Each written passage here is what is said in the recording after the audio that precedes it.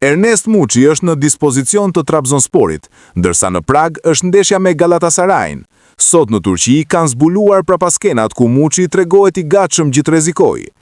Do të luaj sido që të ndodh, është ndeshja më e rëndësishme e sezonit, do t'i mbështes shokët e mi të ekipit në fush, është shprehur Muçi ndaj stafit teknik dhe doktorëve.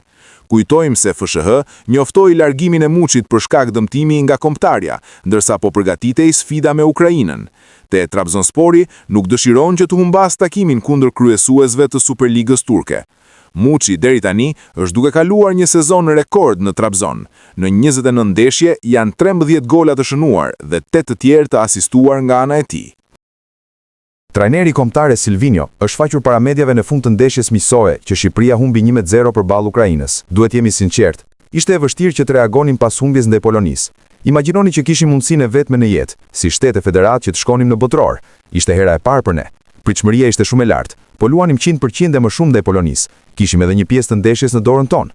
Në fund të ndeshjes ishte e vështirë ta pranonim. Ishte e vështirë të punonim në ekip dhe mundësia të reagonim, të vinim e luanim këtu ndaj një ekipi të mirë si Ukraina, me lojtarë të mirë. Ky është një ekip i pabesueshëm. E kam parë ndeshjen ndaj Suedisë, mund ta shija sa shumë lojtarë të mirë kishit bërë. Pastaj kur flet për futbollin, e pson 3 gola, je jashtë. Por duke menduar për ekipin tonë ishte shumë e vështirë. Ne kemi shpenzuar shumë energji që të vinim këtu, dhe u munduam të bënim mirë në mendjen tonë. Nuk rikuperuam mirë të them të drejtën, nëse flitet për aspektin mendor. Thash që do jemi kënaqur nëse fitoj? Nëse fiton ndeshjen je, nëse jo, padyshim jo. Edhe paraqitja ishte vështirë, që të rikuperonim lojtarët nga ana mendore. E provuam të gjithë, edhe federata. Për ne është shumë e vështirë, është një kundërshtar i vështirë, por kur je këtu, në play-off, mund ta imagjinosh që mund të shkosh para.